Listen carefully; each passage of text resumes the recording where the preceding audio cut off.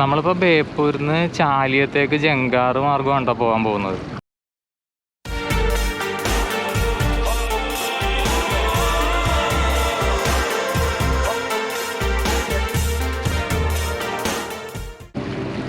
ഇവിടെ നിന്ന് ഇനി നമ്മൾ ചാലിയത്തെത്തിയിട്ട് പിന്നെ അവിടെ നിന്ന് ഡയറക്റ്റ് റോഡ് മാർഗം തന്നെ കടലുണ്ടി ആ റൂട്ടാണ് പോകാൻ ഉദ്ദേശിക്കുന്നത്. അപ്പോൾ കടലുണ്ടിയിൽ നമുക്ക് ഒരു ബേർഡ് സാഞ്ചുറി എന്തൊക്കെയുണ്ട്. അപ്പോൾ പോകുന്ന വഴി നമുക്ക് ആ ഒരു കാഴ്ചകളും കൂടി കണ്ടു നോക്കാം എന്തായാലും.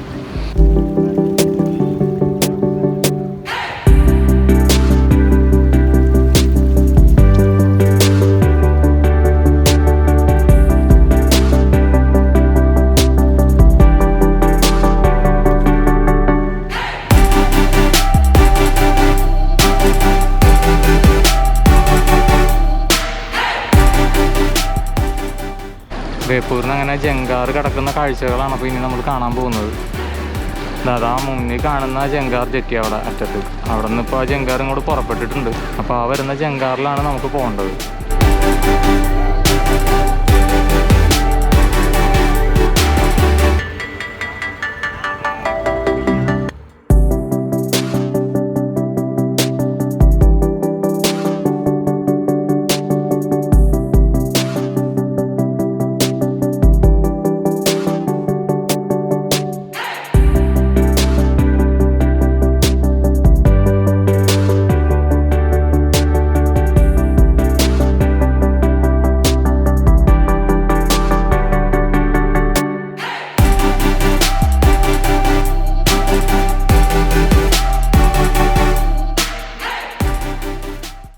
ചങ്ങായി കഴിച്ചിലായി പോകുന്നുണ്ടോ? ഞാനിവിടെ ഒരു കാര്യം പറഞ്ഞു. അതെ, അയാൾ അവിടെ ഇവിടെ കടയെ കൊടുക്കാന്ന് പറഞ്ഞാൽ കൊടുത്തോണ്ട് അതാണ്. ജങ്കാർ ജസ്റ്റ് വിട്ട് കഴിഞ്ഞപ്പോഴത്തേക്കും വന്ന ആൾക്കാരാണ്. അവരോടും കയറിക്കോളാൻ പറഞ്ഞാണ്. അവരിതേ ആ സൈഡിലേക്ക് ജസ്റ്റ് താഴത്തേക്ക് പോയി. എല്ലാവരും പേടിച്ചു പോയി. എന്തായാലും കറക്റ്റായിട്ട് വന്ന് കയറി. ഇതാ നമ്മളപ്പോൾ ജങ്കാർ ഇവിടെ നിന്ന് വിടുകയാണ്.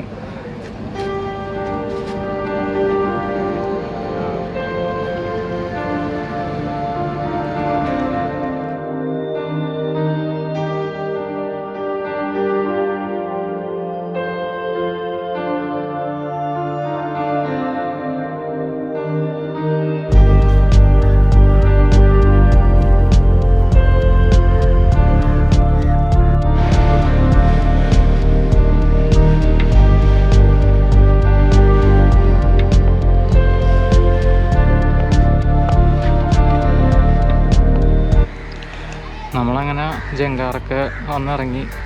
ഇവിടെ ബേപ്പൂർ ലൈറ്റ് ഹൗസിൻ്റെ ഫ്രണ്ടിലാണ് വന്ന് നിൽക്കുന്നത്. ഇവിടെ ക്ലോസ് ചെയ്തിട്ടിരിക്കുകയാണ്. 5 മണി കഴിഞ്ഞിട്ട് ആളെ കയറ്റുള്ളൂ എന്നാണ് പറയുന്നത്. Beypore light house.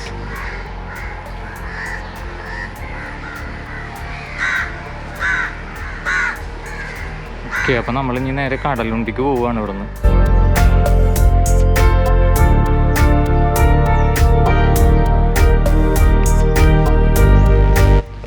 നമ്മളങ്ങനെ കടലുണ്ടി ബേർഡ് സാഞ്ചുറിയിൽ ഇപ്പോൾ എത്തിയിട്ടുണ്ട്. ഇവിടുത്തെ വണ്ടി പാർക്ക് ചെയ്യാനും കയറാനുമായിട്ടൊരു ചെറിയൊരു ടിക്കറ്റ് ഉണ്ട്. പ്രവേശന ഫീസ് 10 രൂപ. അത് പാർക്കിങ്ങിന് ഒന്നുമില്ലെന്ന് തോന്നുന്നു, നമ്മുടെ ഫീസ് മാത്രമേ ഉള്ളൂ ഇപ്പോൾ. അപ്പോൾ ഞാൻ ഈ വഴി കൂടി നേരെ നടക്കുകയാണ്. ഇന്നിപ്പോൾ ഒരു മനുഷ്യനും ഇല്ല ഇവിടെ. ഇന്നലെ ഞായറാഴ്ച നല്ല തിരക്കാന്ന് പറയുന്നുണ്ടായിരുന്നു.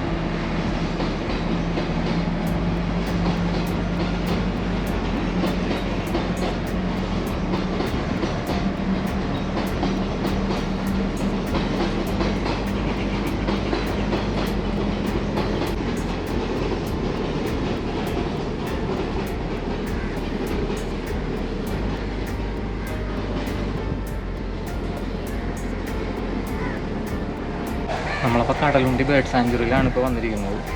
ഇപ്പോൾ പറഞ്ഞതുപോലെ കേട്ടില്ലേ, 8 പേർക്ക് വരെ 800 രൂപയാണ് അവർ ബോട്ടിന് ചാർജ് ചെയ്യുന്നത്. ബോട്ടെന്ന് പറഞ്ഞാൽ ഇവിടെ ഈ കിടക്കുന്ന ചെറിയ തോണികളില്ലേ, ചെറുതല്ല, അത്യാവശ്യം വലിയ തോണികളാണ്.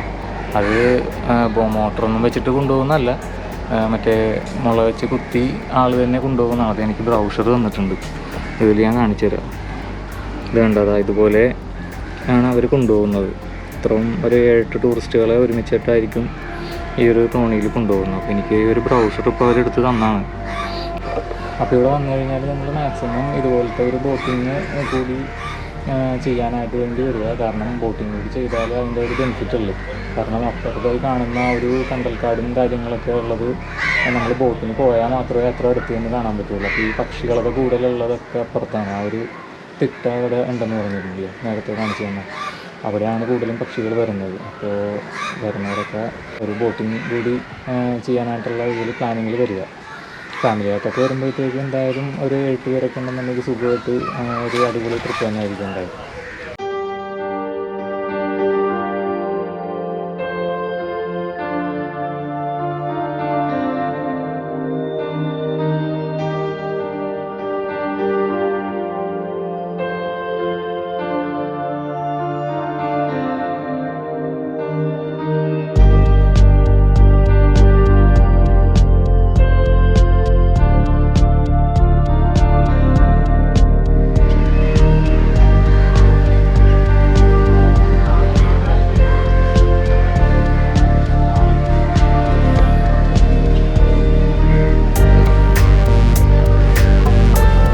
ഓക്കെ, അപ്പോൾ നമ്മൾ ഇവിടുന്ന് തിരിച്ചു പോവുകയാണ്.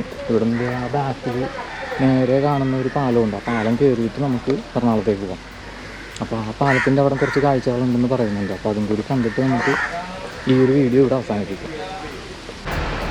അപ്പോൾ ഈ കാണുന്നതാണ് കടലുണ്ടി പാലം. അതായത് ഇവിടുത്തെ ഈ ബോർഡ് നോക്കിക്കഴിഞ്ഞാൽ അറിയാം നമുക്ക് എറണാകുളം കൊച്ചി എടപ്പള്ളി 150 കിലോമീറ്ററാണ് ഇവിടെ നിന്നുള്ളത്.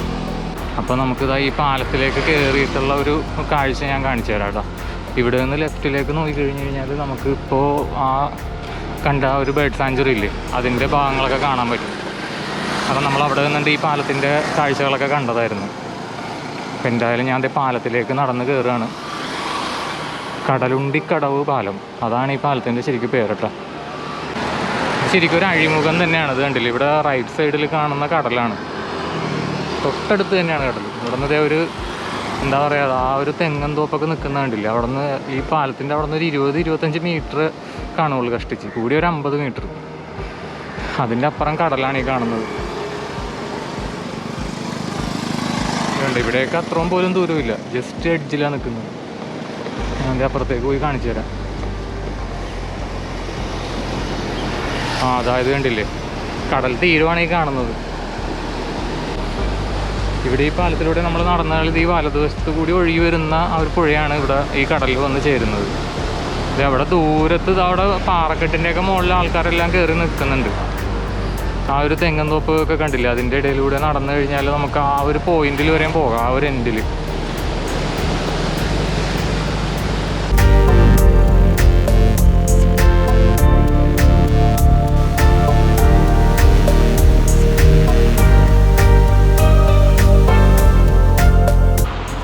ഇവിടുത്തെ ഈ പാലത്തിൻ്റെ മുകളിൽ നിന്നാൽ നമുക്ക് ആ ബേർഡ് സാഞ്ചുറി കാണാം കേട്ടോ. ഞാൻ നേരത്തെ പറഞ്ഞില്ലേ, അതവിടെ ആ ദൂരത്ത് കാണുന്ന ആ ഒരു ചുമന്ന ആ ഒരു ഷീറ്റൊക്കെ ഇട്ട ഒരു ഭാഗം കണ്ടില്ലേ, അതാണിപ്പോൾ നമ്മളിപ്പോൾ പോയി കണ്ട ബേർഡ് സാഞ്ചുറി.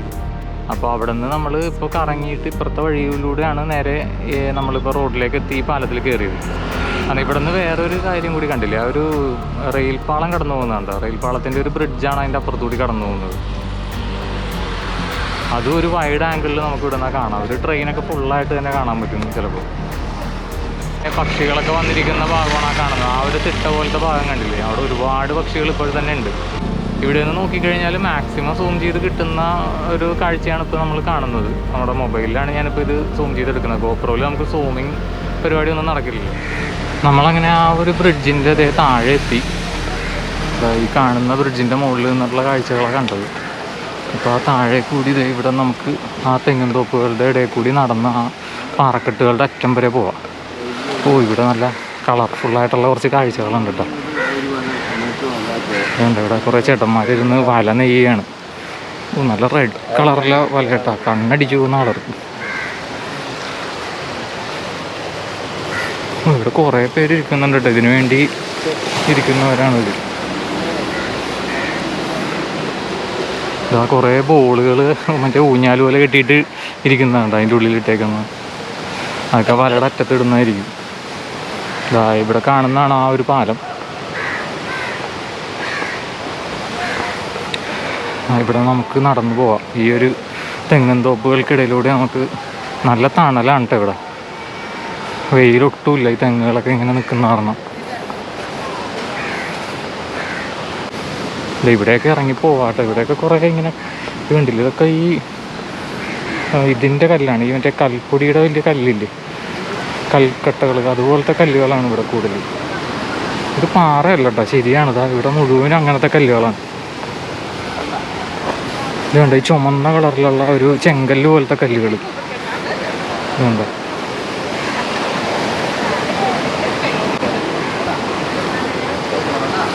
ഇത് കുറേ ഭാഗം ഇങ്ങനെ ഈ ഒരു ചെങ്കല്ല് പോലത്തെ കല്ലുകളാണ് ഇവിടെ ഫുള്ള്.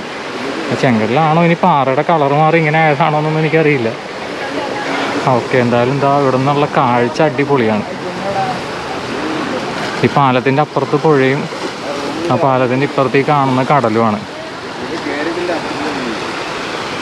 ഇവിടെ ഫുള്ള് ഫാമിലീസാണ്. നമുക്ക് കുറച്ചുകൂടി അപ്പുറത്തേക്ക് പോയി നോക്കാം.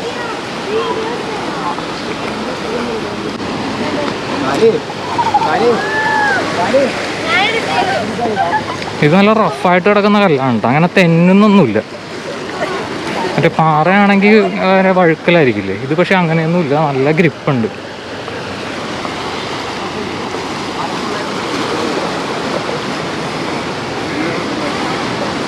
ഇപ്പം നമ്മൾ നേരത്തെ അവിടെ നിന്ന് സൂം ചെയ്ത് കണ്ട ഏരിയയാണ് ഈ കാണുന്നത്. ഈ ലെഫ്റ്റ് സൈഡിൽ കാണുന്ന ആ വലിയ പാറയാണ് നമ്മളവിടെ നിന്ന് കണ്ടത്. അതിൻ്റെ മുകളിലേക്കൊക്കെ നടന്ന് പോകാം. എന്താ അവിടെ ആൾക്കാരൊക്കെ നിൽക്കുന്നുണ്ട്. ഇവിടെ ഒരു തടിക്കഷ്ണം ഒഴുകി വന്ന് നടക്കുന്നുണ്ട്, നല്ല ഡിസൈൻ ചെയ്തിട്ടിരിക്കുന്ന പോലെ.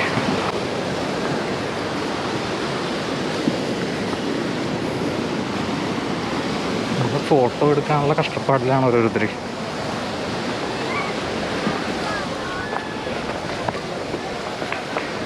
ഏകദേശം നമ്മൾ ഈ കാണുന്ന പാറയാണ് ഇവിടുത്തെ ഏറ്റവും ഹൈറ്റുള്ള പാറയെന്ന് തോന്നുന്നത്. ഇവിടെ നിന്നുള്ള വ്യൂ അടിപൊളിയിട്ടാണ്. എന്താ കടൽ വന്ന് ഈ പാറയിലടിച്ച് പതഞ്ഞൊഴുകുകയാണ് ശരിക്കും. അടിപൊളി കാഴ്ച.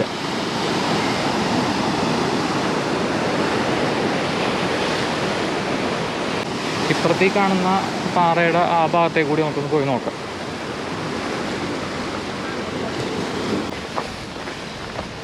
ഇവിടെ ഈ മീൻ പിടിക്കുന്ന ആൾക്കാരെ ഇഷ്ടം പോലെ, അതാണ് നേരത്തെ ആ വലയൊക്കെ കിട്ടുന്ന കണ്ടില്ലേ. ഇതിപ്പോൾ ചൂണ്ടയിടുന്ന ഒരു ചേട്ടനാണ് ഇപ്പം. ഇവിടെ ഫോട്ടോഷൂട്ടിന് പറ്റിയ സ്പോട്ടാണ്. കാരണം ഇത് ഒരു സാധാരണ തരം പാറക്കെട്ടുകളല്ല, എന്തോ ഒരു പ്രത്യേകത ഉണ്ട്. ഇതൊന്നും കരിങ്കൽ പാറ അല്ലെന്ന് തോന്നുന്നത്.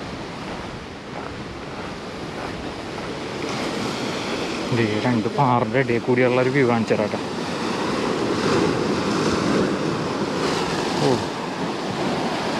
എന്താ അടിപൊളി വ്യൂ ആണ് ഇവിടെ നിന്ന് കിട്ടുന്നത്. ശരിക്കും ഈ രണ്ട് പാറയുടെ ഒരു ഇടുക്കാണ് ഈ കാണുന്നത്. എന്താ കടൽ വന്ന് അടിച്ച് കയറുന്നതാണ്ട. ഇവിടെയൊക്കെ ശരിക്കും വൈകിട്ട് വന്നോട്ടോ, സൺസെറ്റൊക്കെ ഇവിടെ നിന്ന് കാണണം. അടിപൊളിയായിരിക്കും എന്തായാലും. ഇപ്പം നമ്മൾ നടന്നു വന്നത് ആ സൈഡിൽ നിന്നാണ്. ഇപ്പോൾ ഏകദേശം ഈ അറ്റത്ത് നമ്മളെത്തി പാറക്കെട്ടിൻ്റെ. ഇതിൻ്റെ ഇപ്പുറത്ത് ലെഫ്റ്റ് സൈഡിലും കാണുന്ന ഏരിയ ഫുള്ള് ബീച്ച് ഏരിയ ആണ് കേട്ടോ. ഇവിടെ ഫുള്ള് കരിങ്കല്ലിട്ട് നിർത്തിയിരിക്കുകയാണ്. പക്ഷേ ആ അറ്റത്ത് അവിടെ മണൽത്തിട്ട കാണുന്നുണ്ട്. അത് കടലുണ്ടി ബീച്ചാണെന്ന് തോന്നുന്നു. എന്തായാലും ബീച്ചൊന്നും ഞാൻ ഇനി അധികം കാണിച്ച് വെറുപ്പിക്കുന്നില്ല. ഒരുപാട് ബീച്ചുകൾ ഇപ്പോൾ നമ്മൾ കണ്ടു കഴിഞ്ഞു. ഇപ്പോൾ അടുപ്പിച്ച് കുറേ വീഡിയോകളിൽ ബീച്ചുകൾ മാത്രം ഉണ്ടായിരുന്നുള്ളൂ കൂടുതൽ. അപ്പോൾ ഓക്കെ, നമ്മൾ ഇന്നത്തെ എന്ന് പറഞ്ഞാൽ നമ്മൾ ഈ കോഴിക്കോട് സീരീസ് നമ്മൾ ഇവിടെ അവസാനിപ്പിക്കുകയാണ്. അപ്പോൾ എല്ലാവരും സപ്പോർട്ട് ചെയ്യുക. കണ്ട് ഇഷ്ടപ്പെട്ടുന്നവർ എന്തായാലും ഒന്ന് ലൈക്ക് ചെയ്യുകയും ഷെയർ ചെയ്യുകയും കൂടി ഒന്ന് ചെയ്യുക. അപ്പോൾ ഓക്കെ, ബൈ. മറ്റൊരു വീഡിയോയിൽ മറ്റൊരു ദിവസം കാണാം. Bye bye.